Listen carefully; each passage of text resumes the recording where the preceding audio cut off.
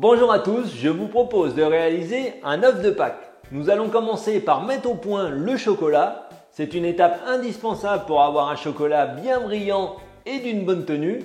Et ensuite, nous réaliserons cet œuf de Pâques. Nous allons voir ça ensemble. A tout de suite. Alors pour le travail du chocolat et pour réaliser un œuf de Pâques, nous allons utiliser du chocolat noir de couverture. Donc c'est-à-dire que c'est un chocolat composé de minimum 55% de cacao et destiné à faire de l'enrobage comme les bonbons au chocolat ou alors des moulages comme nous allons faire un œuf de Pâques. Je vous conseille d'utiliser entre 1 kg et 1,5 kg de chocolat noir. Donc il est important d'avoir une masse suffisamment importante pour garder le chocolat à la bonne température lorsqu'on le travaille. Si vous avez une petite quantité, vous allez avoir des difficultés pour le maintenir à température. Nous allons commencer par faire fondre ce chocolat noir au bain-marie. Donc c'est une casserole d'eau tout simplement. Je vais la mettre sur un point de chauffe et surtout ne pas faire bouillir l'eau. Il faut simplement la laisser frémir et faire fondre le chocolat tout doucement à une température de 50-55 degrés maximum. Notre chocolat est bien fondu. Il est à une température de 50 à 55 degrés comme je l'ai dit au départ. Donc vous contrôlez la température à l'aide d'un petit thermomètre sonde comme celui-ci, c'est l'idéal. Donc tout au long du travail du chocolat, la prise de température se fera avec un petit thermomètre. Donc c'est maintenant que le travail technique va commencer. Pour la simple et bonne raison, c'est que le chocolat, pour qu'il soit brillant et qu'il ait une bonne tenue, on a besoin de lui faire une courbe de température. Le chocolat est composé de différents éléments, la pâte de cacao, le beurre de cacao et le sucre, en ce qui concerne le chocolat noir notamment. Ces différents éléments ont une température de fusion et de cristallisation qui est différente. Donc pour cela, nous avons besoin de faire fondre les différents éléments au point le plus haut, c'est-à-dire 50 à 55 degrés. Nous allons ensuite faire descendre le chocolat en température jusqu'à une température de 26-28 degrés qui correspond au point le plus bas de cristallisation pour ensuite le remonter à une température d'utilisation qui se situe entre 31 et 32 degrés. Pour faire refroidir le chocolat, je vais vous montrer la méthode traditionnelle dite du tablage. Je vais donc verser 2 tiers du chocolat fondu sur le plan de travail. Et maintenant, je vais travailler ce chocolat à l'aide d'un triangle et d'une palette de façon à le faire refroidir.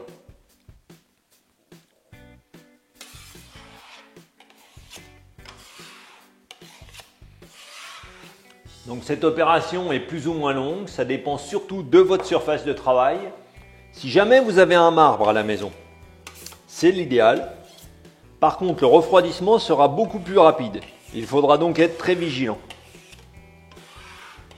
On va ainsi travailler le chocolat jusqu'à ce qu'il devienne en consistance pâteuse.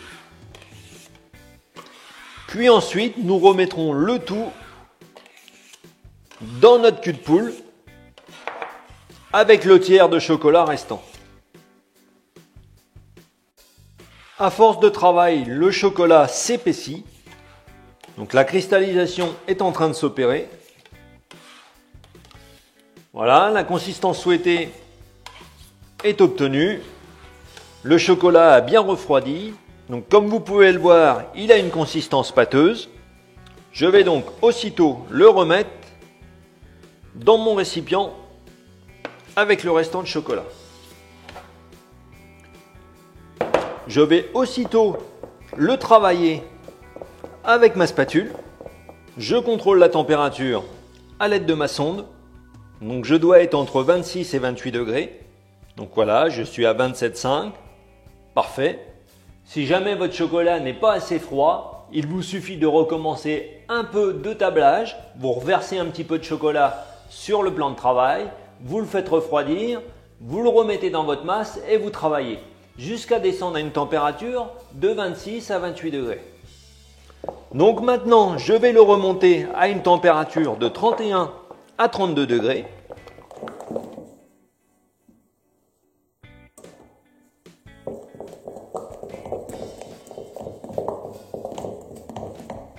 Donc mon chocolat est à 31,5, 31,6 degrés. Donc on est dans la bonne fourchette. Je le travaille bien.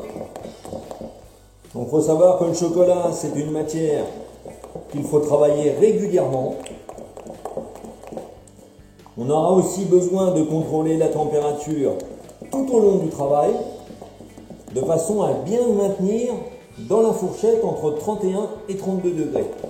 Donc on n'hésitera pas à le tremper un petit peu dans le bain-marie pour le réchauffer légèrement, puis ensuite le travailler.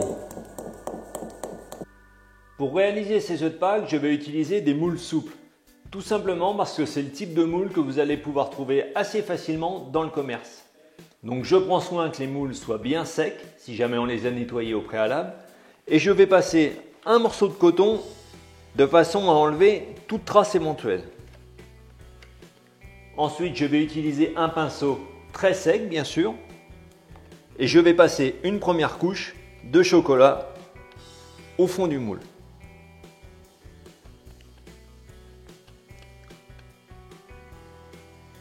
Donc on fait attention de bien en mettre partout. Et je vais le laisser refroidir à température ambiante. Je travaille toujours mon chocolat un petit peu. Et je vais donc patienter pendant 15 à 20 minutes que le chocolat prenne. Je contrôle toujours la température à l'aide de mon petit thermomètre sonde. Maintenant, à l'aide d'un grand triangle de papier sulfurisé, je vais créer ce qu'on appelle un grand cornet ou une petite poche, comme vous voulez. Donc il me suffit de créer la pointe à l'intérieur et de tourner autour. Je vais maintenant remplir ce cornet avec du chocolat. Et maintenant, je vais le fermer de façon à bien tendre la pointe du cornet. Je vais maintenant couper la pointe. Je fais un test. Mon chocolat coule correctement. Je vais maintenant créer le support en chocolat qui nous permettra de faire tenir l'œuf de Pâques debout.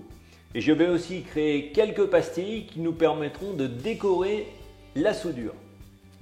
Donc on commence par le support. Donc on va faire un gros rond comme ceci, qu'on peut aplanir un petit peu. Quelques pastilles. Et je vais laisser refroidir également à température ambiante. Mon chocolat a durci, je vais maintenant pouvoir lui passer une deuxième couche. Toujours même principe, sauf que là on va mettre une couche plus épaisse.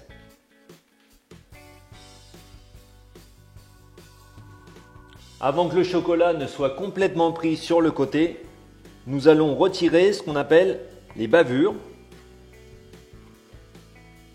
à l'aide de la palette qu'on a pris soin de nettoyer. Je vais maintenant poursuivre le refroidissement de cette seconde couche de chocolat au réfrigérateur pendant une quinzaine de minutes. Et enfin, après refroidissement, troisième et dernière couche, toujours basée sur le même principe. On essaye toujours d'être régulier sur la couche qu'on étale. Et encore une fois, avant la prise complète, je vais enlever les bavures de chocolat. De nouveau, je vais les laisser refroidir un quart d'heure au réfrigérateur. Lorsque le chocolat a bien refroidi, je vais délicatement les démouler. Comme vous pouvez le voir, ça se démoule tout seul. Comme ceci. Donc le chocolat s'est bien démoulé, il est bien brillant. C'est la preuve d'un chocolat qui a été au point, c'est-à-dire qui a bien subi la courbe de température qu'on a souhaité au départ. Nous allons maintenant assembler ces coquilles deux à deux. Pour cela, je reprends mon chocolat. J'ai pris soin de prendre un pinceau propre pour faire un travail beaucoup plus fin, plus précis. Je prends donc une demi-coquille et je vais venir déposer un peu de chocolat sur la bordure. Pareil sur la deuxième moitié. Et je vais maintenant assembler les deux coquilles. Je les remets dans le moule. Petit passage au froid pendant quelques minutes de façon à bien durcir la soudure.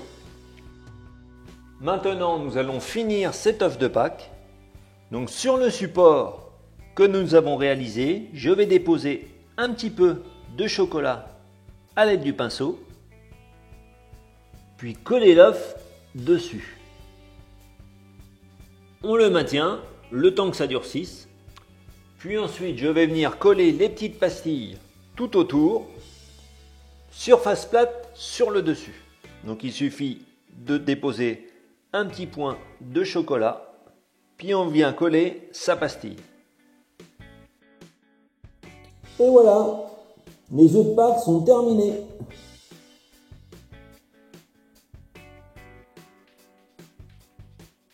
J'espère que cette nouvelle démonstration vous a plu. Je compte sur vous pour liker la vidéo et vous retrouverez également ci-dessous les différents liens qui vous permettent de vous abonner à ma chaîne pour ne manquer aucune nouvelle recette, mais également pour accéder à mon site. Bon appétit!